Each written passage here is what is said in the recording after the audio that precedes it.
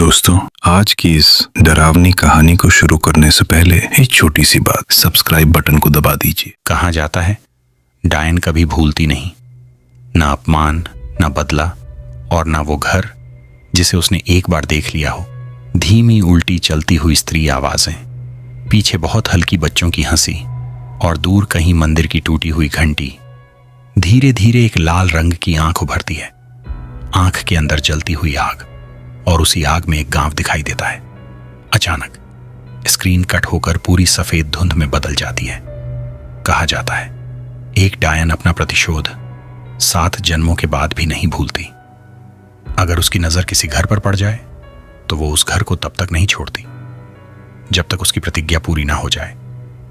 पहाड़ों के बीच बसा एक छोटा सा गांव फिरकी, जहां रातें दिन से ज्यादा लंबी लगती थीं, जहां शाम होते ही लोग अपने दरवाजों पर नींबू मिर्च नहीं बल्कि राख और लोहे की कीलें टांगा करते थे, क्योंकि वहां कुछ रात में घूमता था। और ऊपर से पूरा गांव, छोटे छोटे लकड़ी के घर, हर छत पर जमी बर्फ, घना कोहरा और पूरा गांव असामान्य रूप से शांत। सिर्फ ठंडी हवा की सीटी जैसी आवाज।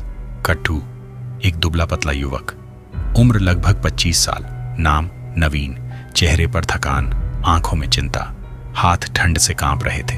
उसके पैरों के नीचे बर्फ चरमराती है।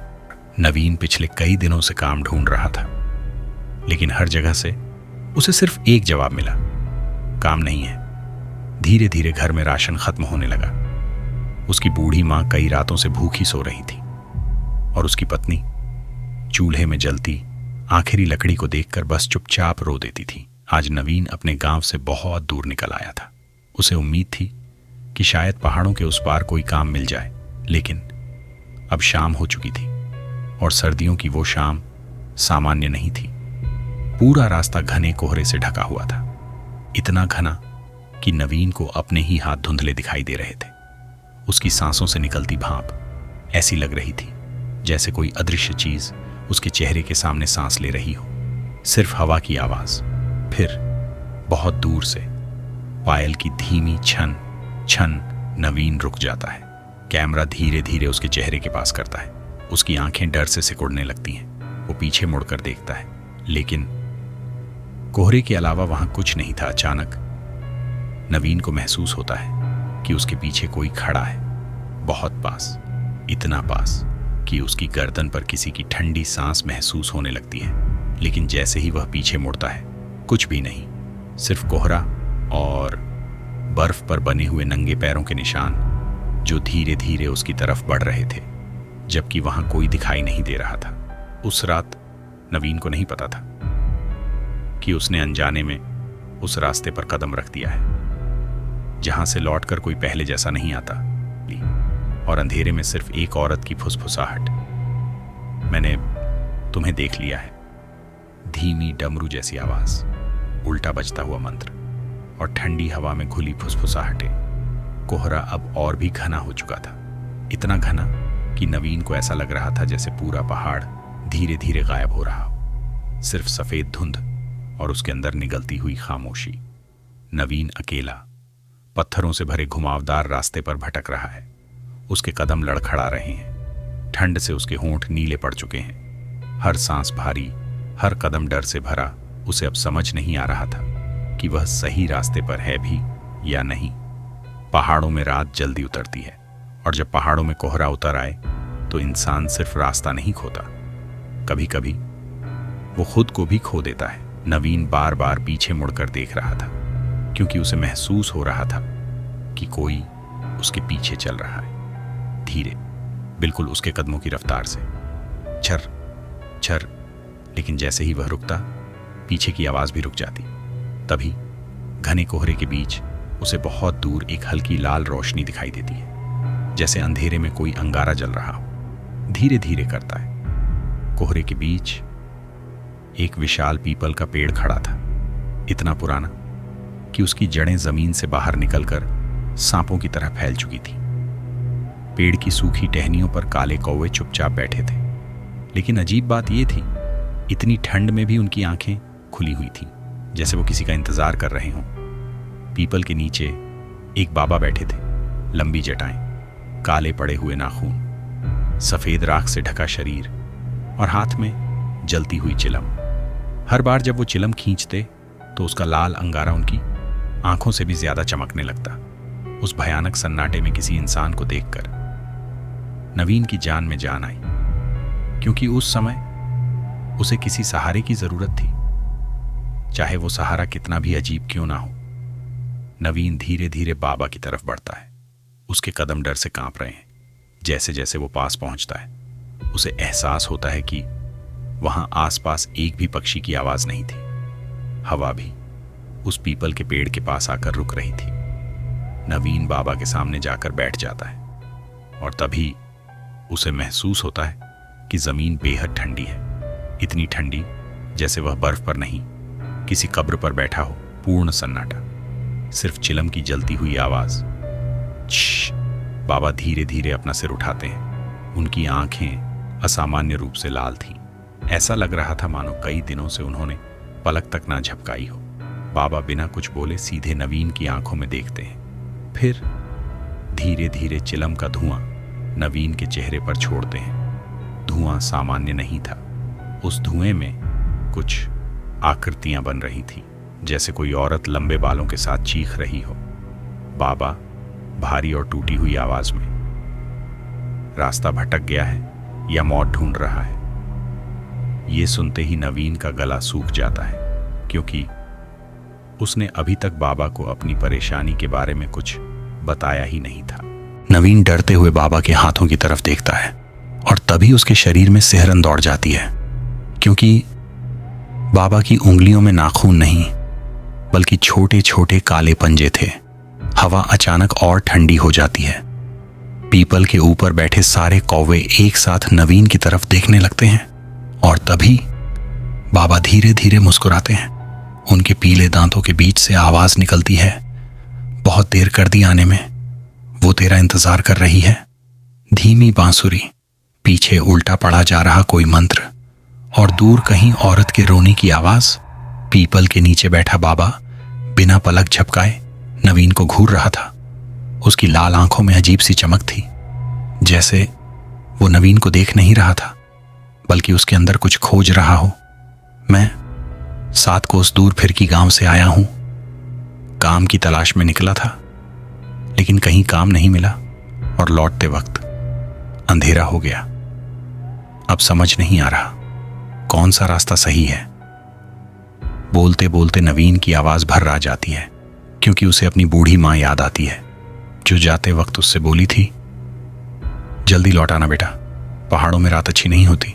बाबा चुपचाप उसकी बातें सुनते रहते हैं, फिर धीरे धीरे चिलम का लंबा कश खींचते हैं और धुआं छोड़ते हुए कहते हैं, पहाड़ों में दिन ढले वीरान रास्तों पर निकलना ठीक नहीं होता बच्चा। यहां रात होने के बाद सिर्फ इंसान नहीं घूमते। ये कहते वक्त बाबा की नजर अचानक नवीन के पीछे चली जाती है, जैसे वहां कोई खड़ा हो। नवीन डर कर पीछे मुड़ता है, लेकिन वहां सिर्फ कोहरा था, घना, दम घोंट देने वाला कोहरा। और एक सेकंड के लिए ऐसा लगता है जैसे धुंध के अंदर एक औरत खड़ी हो, लंबे बाल, टेढ़ी गर्दन, सफेद आंखें। लेकिन अगले ही पल कुछ नहीं। बाबा अपनी उंगली से अंधेरे की तरफ इशारा करते हैं, जहां एक पतली सी पगडंडी नहर के किनारे किनारे जा रही थी। नहर का पानी काला दिखाई दे रहा था। अजीब बात यह थी, उस बहते पानी में चांद का प्रतिबिंब नहीं दिख रहा था। ये जो नहर के साथ वाली पगडंडी है, इसे पकड़कर निकल जा, आगे एक गांव पड़ेगा, वहीं जाकर मदद मांग लेना। नवीन थोड़ा संभलता है, उसे लगता है शायद अब वह बच जाएगा, लेकिन तभी बाबा की आवाज फिर गूंजती है, इस बार पहले से ज्यादा भारी। लेकिन सुन, रास्ते में चाहे कुछ भी दिखाई दे, पीछे मुड़कर मत देखना। नवीन का गला सूख जाता है। वह हिम्मत करके पूछता है, क्यों बाबा? उनकी आंखों में जलती लाल परछाई, होंठ धीरे धीरे खुलते हैं, क्योंकि जिसने भी पीछे मुड़कर देखा है वो आज तक अपने घर नहीं पहुंचा। अचानक पीपल के पेड़ के ऊपर बैठे सारे कौवे एक साथ जोर से चीखने लगते हैं, कांव कांव कांव। हवा बर्फ जैसी ठंडी हो जाती है और उसी पल नवीन को अपने कान के पास एक औरत की बेहद धीमी फुसफुसाहट सुनाई देती है। मत जाओ। नवीन डर से कांपते हुए नहर वाली पगडंडी की तरफ देखने लगता है। कैमरा धीरे धीरे पीछे हटता है और कोहरे के अंदर बहुत दूर दो सफेद आंखें चमकती दिखाई देती हैं। पीछे जली हुई लकड़ियों की आवाज और बहुत हल्की औरत की कराह। ठंडी हवा अब और तेज हो चुकी थी। नहर के काले पानी से उठती धुंध धीरे धीरे पीपल के पेड़ को निगल रही थी। ऐसा लग रहा था मानो पूरा जंगल सांस ले रहा हो। नवीन लगातार बाबा को देख रहा था। उसे उनकी बातें और उनका रूप दोनों असामान्य लग रहे थे। इतनी भयानक ठंड में भी बाबा के शरीर पर सिर्फ एक फटी हुई काली चादर थी, लेकिन ना उनके हाथ कांप रहे थे, ना सांसों से भाप निकल रही थी, जैसे उन्हें ठंड महसूस ही नहीं हो रही हो। नवीन को अचानक एहसास होता है वह पिछले कई मिनटों से बाबा के पास बैठा है, लेकिन उसने अभी तक एक बार भी बाबा को पलक झपकाते नहीं देखा। बाबा धीरे धीरे अपनी गर्दन टेढ़ी करते हैं, फिर नवीन के कांपते हाथों की तरफ देखते हैं। उनकी आंखों में एक अजीब सी मुस्कान उभरती है। ठंड से परेशान है बच्चा, ले 2 कश भर ले, थोड़ी राहत मिल जाएगी। बाबा अपनी चिलम धीरे धीरे नवीन की तरफ बढ़ाते हैं। चिलम से उठता धुआं सामान्य धुआं नहीं था, उसका रंग हल्का काला था और उसमें से जली हुई चमड़ी जैसी बदबू आ रही थी। नवीन का दिल जोर जोर से धड़कने लगता है। उसे कुछ गलत महसूस हो रहा था, बहुत गलत। लेकिन उस समय उसके पास कोई रास्ता नहीं था, ना आगे का रास्ता पता था, ना पीछे लौटने की हिम्मत। और सामने बैठा वही अजनबी बाबा अब उसकी आखिरी उम्मीद थे। डरते डरते नवीन अपना हाथ आगे बढ़ाता है। उसके हाथ कांप रहे थे। जैसे ही उसकी उंगलियां चिलम को छूती हैं, नवीन का पूरा शरीर एकदम ठंडा पड़ जाता है, क्योंकि चिलम आग से जल रही थी, लेकिन उसका स्पर्श बर्फ से भी ज्यादा ठंडा था। नवीन की आंखें फैल जाती हैं। वह घबराकर बाबा की तरफ देखता है, लेकिन बाबा अब भी मुस्कुरा रहे थे, धीरे धीरे, बहुत अजीब तरीके से। चिलम को अपने होंठों तक ले जाता है और पहला कश खींचता है। धुआं उसके अंदर जाते ही उसकी आंखों के सामने सब धुंधला होने लगता है। हवा की आवाज बंद, कौवों की आवाज बंद, यहां तक कि उसके दिल की धड़कन भी सुनाई देना बंद हो जाती है। अचानक उसे लगता है कि वह अब पीपल के नीचे नहीं बैठा, बल्कि किसी पुराने जले हुए घर के अंदर खड़ा है। चारों तरफ आग, दीवारों पर हाथों के निशान और बीच में एक औरत बैठी रो रही है। उसके लंबे बाल जमीन पर फैले हुए हैं। धीरे धीरे वो औरत अपना चेहरा ऊपर उठाती है। उसकी आंखें पूरी सफेद थीं और होंठ ऐसे कटे हुए जैसे किसी ने उन्हें नाखूनों से फाड़ दिया हो। वो औरत सीधे नवीन को देखकर फुसफुसाती है, 7 जन्मों बाद आखिर तू मिल ही गया। नवीन जोर से खांसते हुए वापस उसी पीपल के नीचे आ जाता है। उसकी सांस फूल रही थी, आंखें डर से फटी हुई।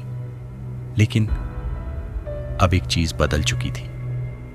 उसके हाथ पर किसी औरत के नाखूनों के 5 काले निशान बने हुए थे और वो निशान धीरे धीरे जलने लगे।